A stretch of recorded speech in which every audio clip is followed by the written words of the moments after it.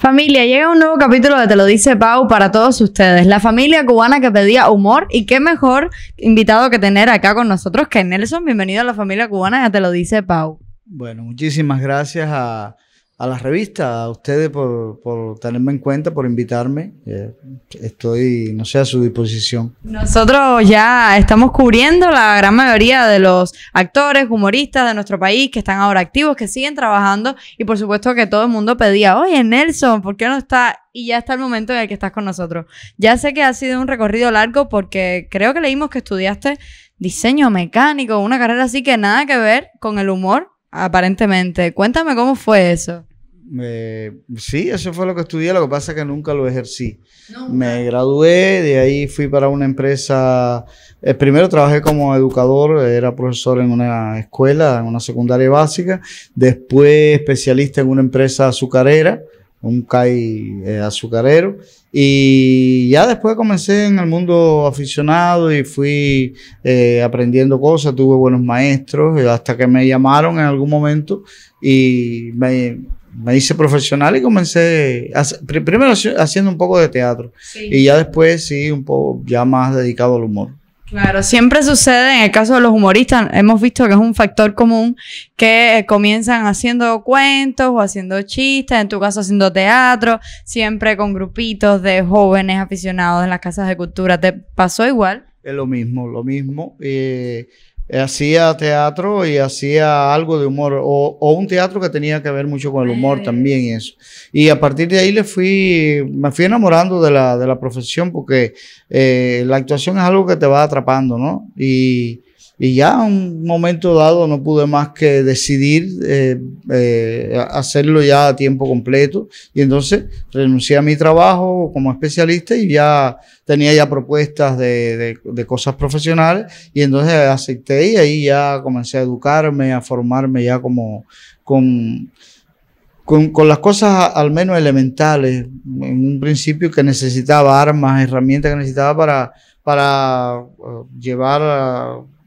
hacer un trabajo un poquito más consecuente, un poco más cercano a lo que yo quería. Yo estaba muy vinculado al mundo de la literatura, y entonces eso me tenía muy cerca también de las cuestiones de las artes, y quería hacerlo con un nivel de responsabilidad. Y entonces tuve buenos maestros como Rueda, como Norberto Reyes, como Fife, que hoy son grandes teatristas, que todavía tienen sus grupos. Y bueno, yo anduve con ellos un poco por ahí, aprendí muchas cosas.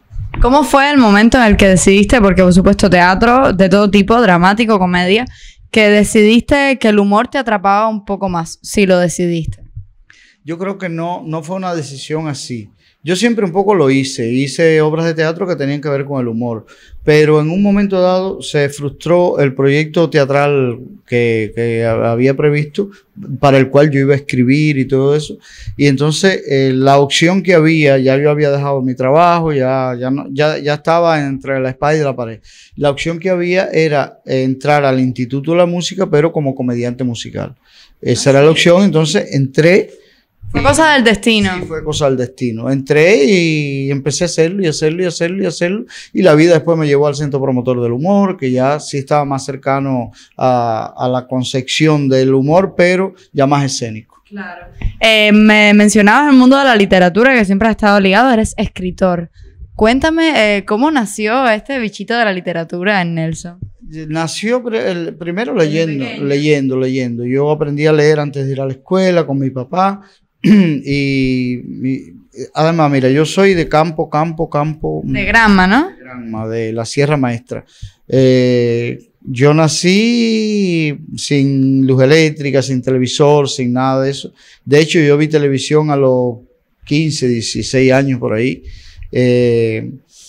Así que no tenía otra opción que las historias que no encontraba en los libros, inventarlas yo, ¿no? Y entonces después me vinculé buscando libros porque unos libros te llevan a otros, y tratando de encontrar libros que no tenía a la mano, conocí escritores y conversando y pensando que yo podía, entonces le di algunas cosas que yo tenía y me fueron sugiriendo. Entré a un taller literario que se llamaba Luis Felipe Rodríguez, y ahí me encaminaron un poco, y ya después yo tengo 5 libros publicados. algunos premios por ahí y tengo libros de narrativa, de poesía, de literatura para niños. ¿Qué disfrutas más? Las dos cosas las disfruto porque, de hecho, yo las cosas que hago como humorista las escribo también yo, entonces está ahí. Pero hay, no sé, uno es artista porque uno tiene cuestionamientos filosóficos, éticos, morales, religiosos, todo tipo de cuestionamientos. Si no, uno no fuera artista. Si no, no sé, uno pasara, aceptara todo como viene. Y entonces, en dependencia del cuestionamiento que yo tenga y de cómo un poco me va llegando la idea, puede salir en literatura o puede salir para el humor, puede salir, está en dependencia de la necesidad expresiva que yo tengo en un momento dado. Así que no tengo afinidad por ninguno. Y en caso de la literatura, ¿algún género en específico que disfrutes mucho hacer? Me hablabas de literatura para niños, ¿verdad? ¿Te gusta? Sí, me encanta.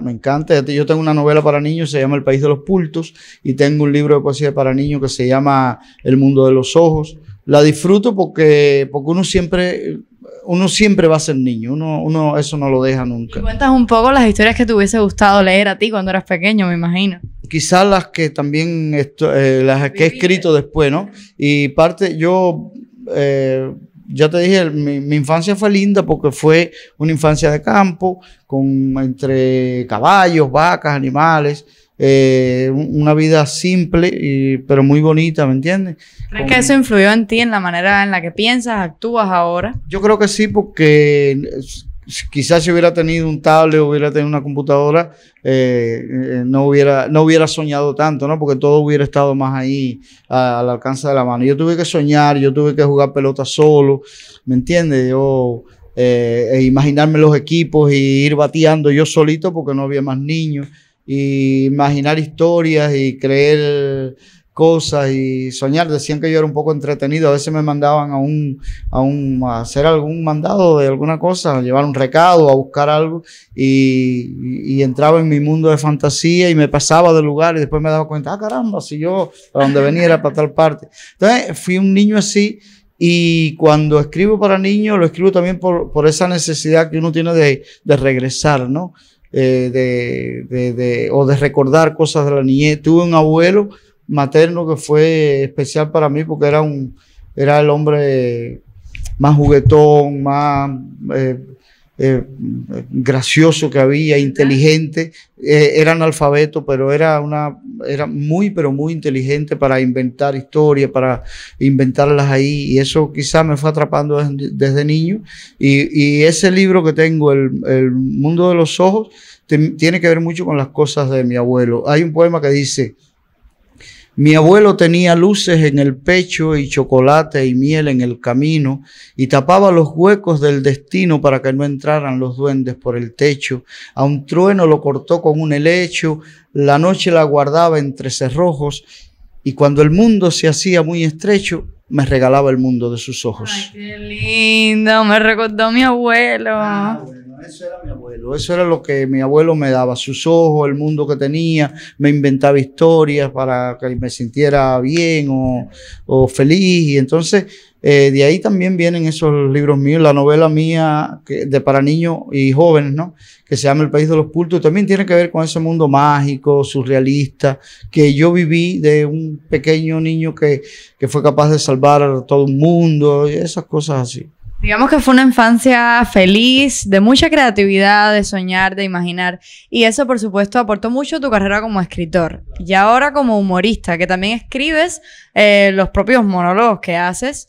¿Eso crees que es una ventaja para un humorista poder escribir, poder interpretar el mismo chiste o monólogo que tú estás escribiendo? ¿Es una ventaja? Yo creo que sí, aunque no quito la idea de que uno también pueda apropiarse en alguna medida de textos que son geniales, ¿no? Y uno quiere hacerlos también, porque un texto puede estar escrito, por ejemplo, por Eduardo del Llano, pero cuando yo lo leo, hacerse parte también de mi vida, porque estoy metido en ese texto, y hablar con él, pedírselo.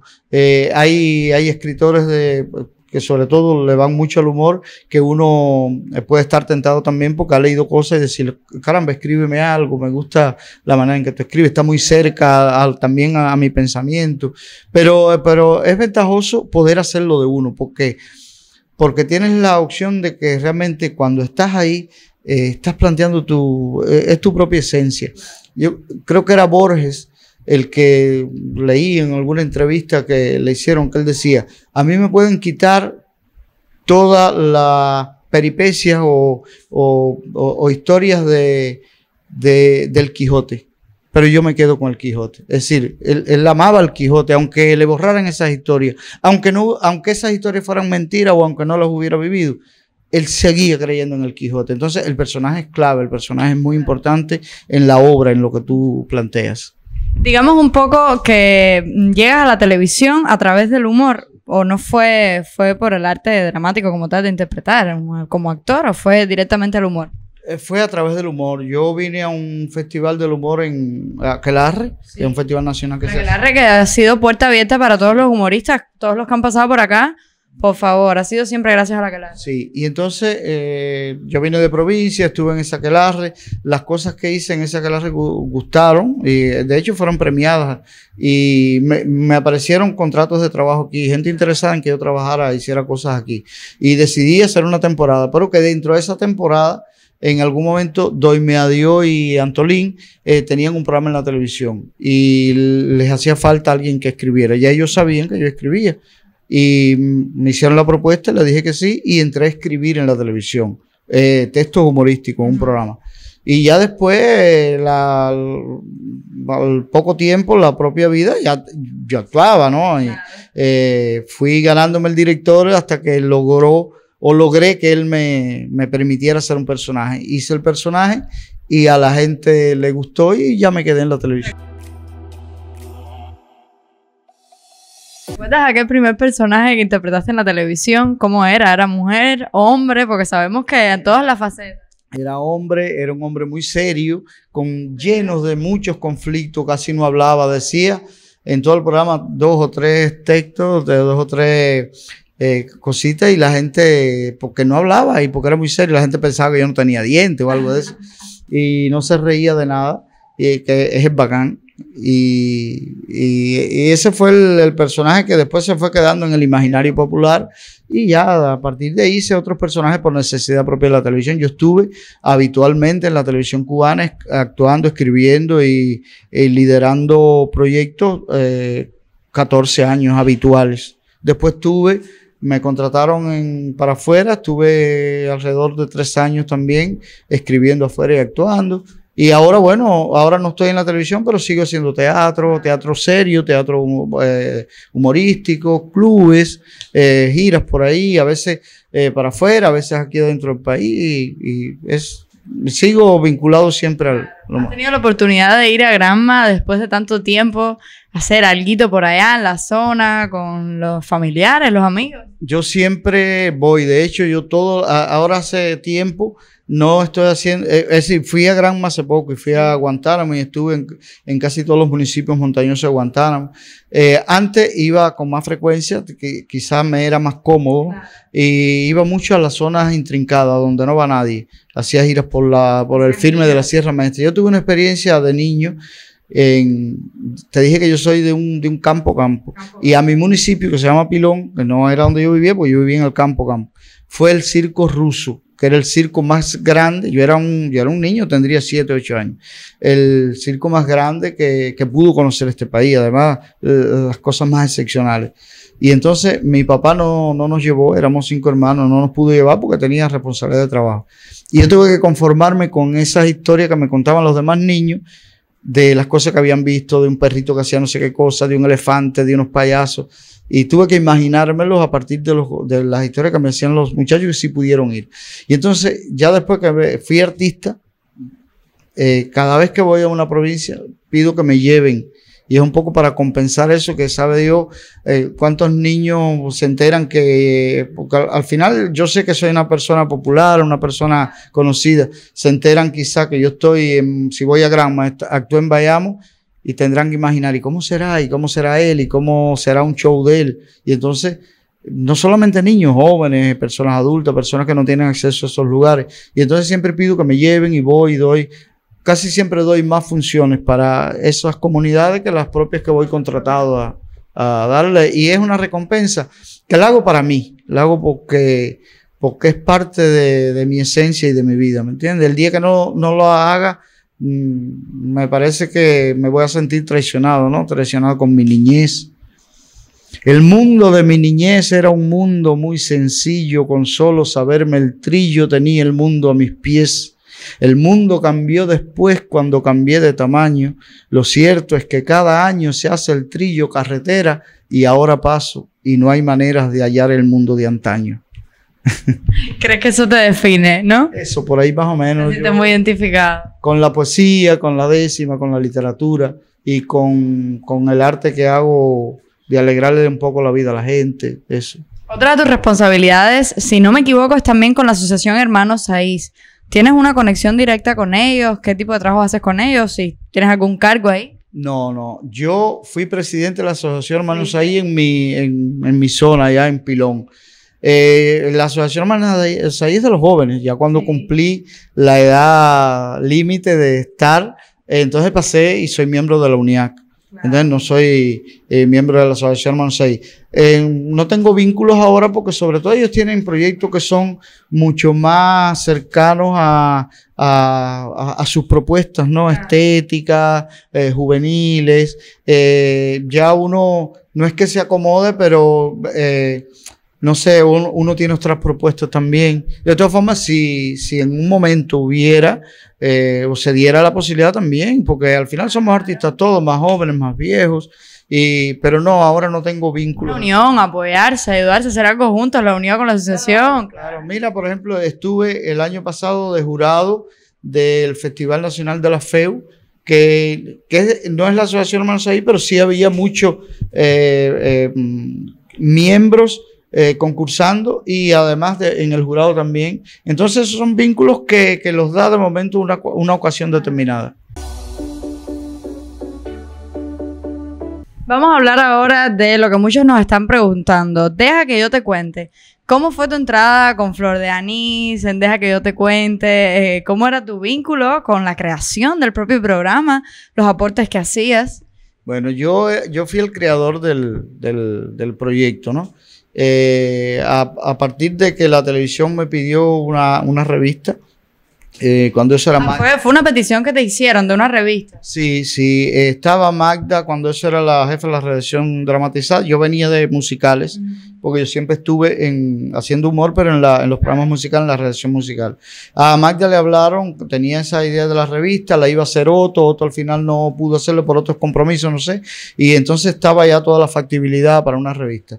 Y alguien le habló, me llamaron ella y el director, el que iba a dirigir el programa, la revista, Robertico, y me pidieron, yo tenía otros proyectos, yo lo que tenía era una telenovela de humor, pero ellos me dijeron, no, lo que tenemos es una revista, adapta eso, y entonces les presenté en poquitos días el proyecto de la revista y comenzó la revista. Era una revista que se iba a hacer para unas vacaciones, 8 programas. Pero bueno, gustó y entonces me pidieron seguir y los 8 programas de vacaciones al final llegaron a 8 años habituales en la televisión. 8 años. 8 años. Se dice fácil, pero me imagino que no haya sido fácil. Imagínate escribiendo todas las semanas un programa. ¿Y solo estabas tú para escribir? ¿No tenías nadie más? No, hubo mucha.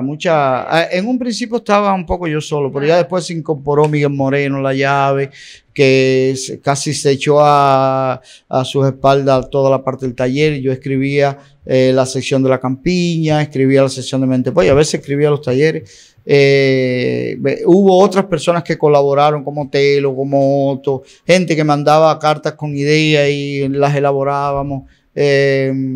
Quizás se me pueden quedar Bonelio, Escalona, se me puede quedar alguien que también escribió, Neuito, Iván Camejo, mucha gente ya cuando el programa ya estaba, porque fueron 8 años, ¿me entiendes? Y entonces Verazaín también escribió cosas y ayudaban y colaboraban, o yo a veces estaba demasiado atacado y los convocaba, señor, ayúdeme, escriban aunque sea un guión, y así mucha gente escribió.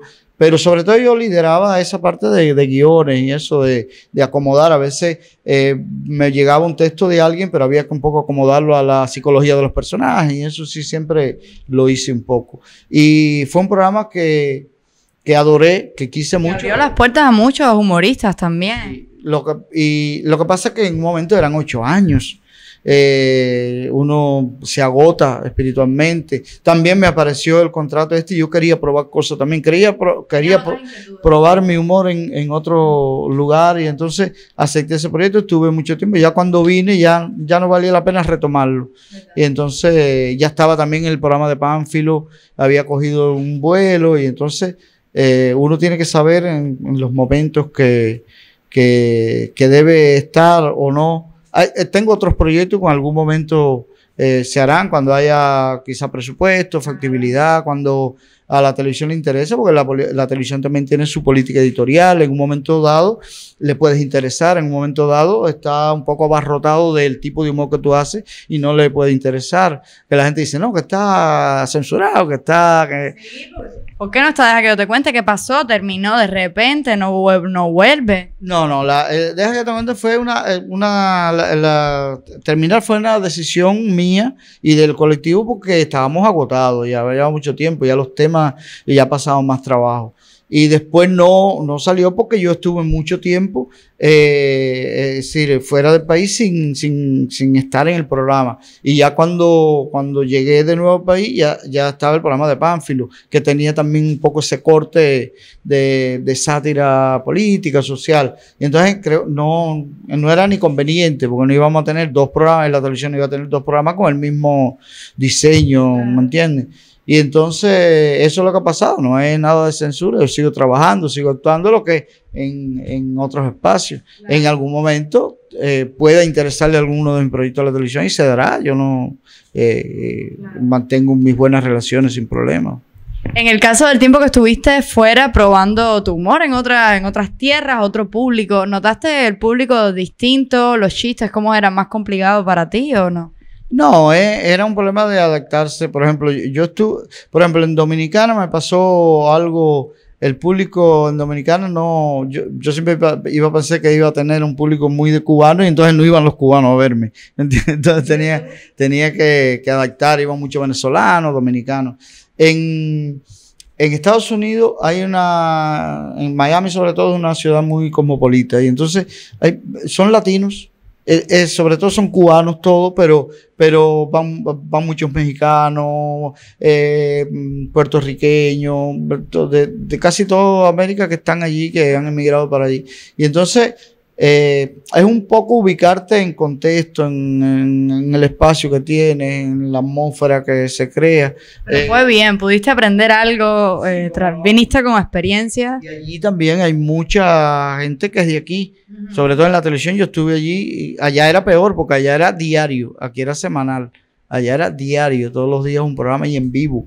Y entonces, pero eran colegas de uno también, y entonces te van ayudando al principio, y ya después uno le va cogiendo el tiempo a eso y lo va haciendo. Pero el humor tiene que ver mucho o lo aprendí yo de un americano, que no es que lo conozco, sino que lo leí.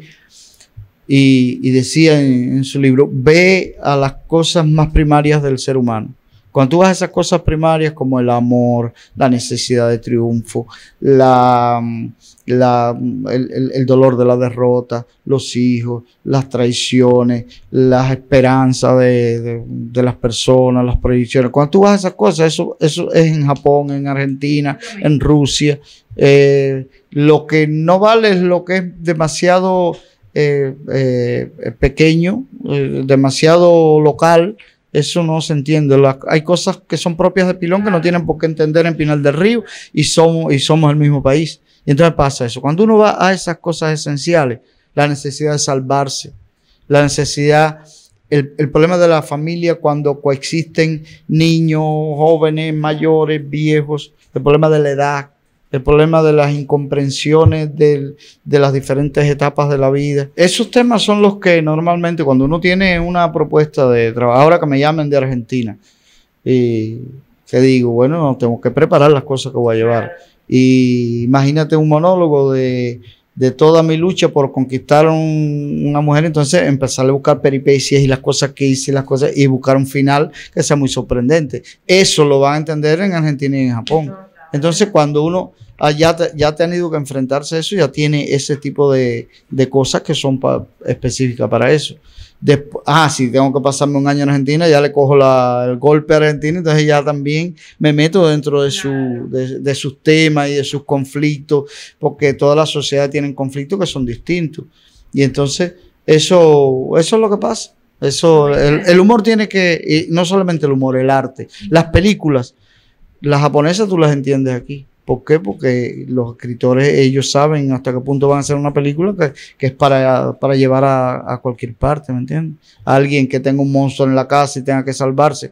Eso tú lo entiendes, aunque no entiendas ni el idioma. Claro. ¿Me entiendes? Tiene su truco, tiene su lío y nosotros lo estamos entendiendo gracias a ti. Por supuesto queremos saber esos nuevos proyectos que tienes, aunque están por supuesto algunos engavetados, guardados para cuando la televisión o para cuando alguna productora independiente te dé el chance. Queremos saber qué estás haciendo, en qué está ocupado el back and forth de Anís, como le quieran decir, porque ya tú prácticamente perdiste el nombre de Nelson, ¿no? Mira, proyectos literarios que siempre tengo. Hay una película, se llama Horacio, que está escrita completa. Le interesó Daniel Díaz Torres hacerla, pero desgraciadamente falleció. Y entonces se ha quedado la película ahí. Esa película está en algún momento a alguien le puede interesar. Es uno de los proyectos. Tengo un proyecto de libro que ya estoy casi terminando de poesía, que se llama El Salto del Ciervo. Que apenas termine ya lo presentaré a alguna editorial para su publicación. Los proyectos para la televisión, tengo 3 proyectos que están también escritos, incluso con guiones adelantados. Uno se llama La Fortuna, que es un programa que tiene que ver mucho con el campo, que es como la campiña, pero ya llevada, como la campiña que yo siento, que yo te cuento, con esos mismos personajes, pero ya llevada a un plano más grande, porque ya es la comedia completa, sería eso. Ese era de los momentos preferidos de Deja que yo te cuente. Y a la gente le gustó mucho, y entonces son esos personajes todos vinculados, que viven en un lugar que se llama La Fortuna, y entonces tienen todas las peripecias. Y hay otro proyecto que se llama El Peñón de Urbino, que es una especie de ranchón, que tiene que ver mucho con esta onda ahora del negocio particular y todo eso, y entonces ahí pasan las cosas más locas del mundo y que puede ser también una de las ideas del proyecto. Tengo otro proyecto televisivo que es una especie de panel. En todas partes del mundo existen los programas que son un panel que discuten sobre temas de todo tipo. En Cuba, por ejemplo, está la Mesa Redonda, está el Triángulo de Confianza, están otros programas que son así, ¿no? Que son especialistas que van allí a debatir algún tipo de tema. Entonces, yo quiero hacer un programa así, ¿sí? Pero los invitados son personajes humorísticos que el tema lo tratan desde el humor. ¿Me entiendes? Entonces eso pudiera ser interesante porque ese tipo de programa existe en España, sí, en Venezuela, en Francia. Es una estructura que está como los shows, pero esta es una estructura que es más seria porque invitan filósofos y polemizan sobre un tema determinado. Entonces imagínate que estos sean personajes que van a polemizar sobre algo que está muy definido y condicionado en el ser humano como el caballo de Troya. Y entonces estos personajes irían a debatir ese tema ahí. Imagínate lo que pueda salir de ahí. ¿Me entiendes? Entonces, ese es el otro proyecto de televisión.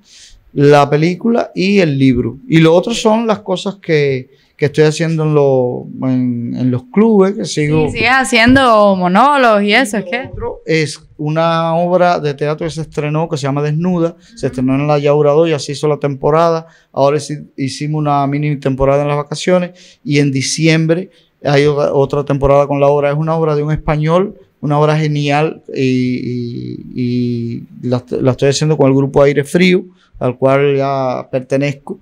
Y ya es teatro, ese sí es teatro como tal, pero la gente se divierte mucho porque es un teatro un poco desde la comedia, ¿no? Pero ya teatro puro.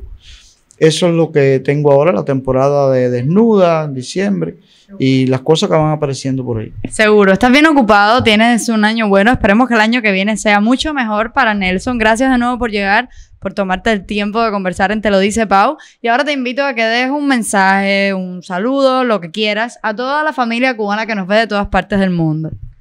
Bueno, los cubanos somos todos los de aquí, los que están en otros lugares, porque lo esencial es eso, lo esencial es saber de dónde uno viene, de donde quiera que uno está. Así que gracias a todos por permitirme llegar a ustedes y un saludo de cubanía, de sabor cubano.